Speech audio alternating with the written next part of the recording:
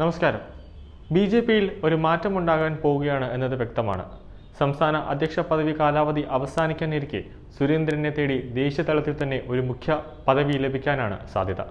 അങ്ങനെ വരുമ്പോൾ സീനിയോറിറ്റി പ്രകാരം എം.ടി. രമേശ് ബി.ജെ.പിയുടെ സംസ്ഥാന പ്രസിഡന്റാകുമെന്നതിൽ യാതൊരു സംശയവുമില്ല.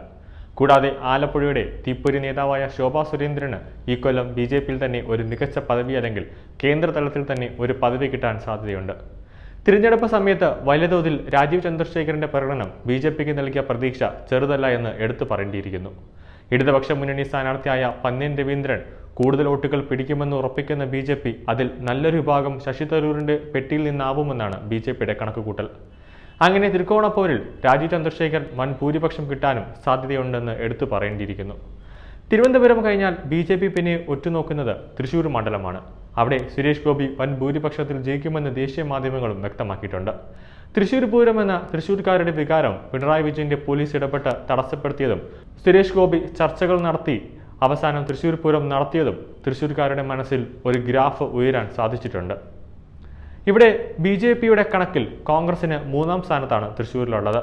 എന്നാൽ ഈ രണ്ട് മണ്ഡലങ്ങളിലും ഇടതുപക്ഷം വലിയ ആത്മവിശ്വാസത്തിലാണ് പ്രകടിപ്പിക്കുന്നത്.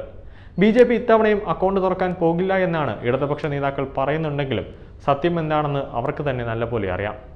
പിണറായി സർക്കാരിനെതിരെ നല്ല രീതിയിൽ ജനരോക്ഷമുണ്ടെന്ന് വ്യക്തമാണ്. കേരളം ഏത് വിധത്തിലും പിടിക്കുമെന്നതുകൊണ്ട് നരേന്ദ്രമോദി തിരഞ്ഞെടുപ്പ് സമയത്ത് കേരളത്തിലുണ്ടായിരുന്നത്. ഏത് വിധേനയും കേരളത്തിൽ താമര വിജയിക്കണമെന്ന് ബി.ജെ.പി നേതൃത്വത്തിന്റെ ശക്തമായ ആവശ്യം ഉള്ളതുകൊണ്ടും നരേന്ദ്രമോദിയുടെ താല്പര്യം കൊണ്ടാണ് കേരളത്തിൽ ഓരോ തെരഞ്ഞെടുപ്പിലും നരേന്ദ്രമോദിയുടെ സാന്നിധ്യം നമുക്ക് കാണാൻ സാധിച്ചത്.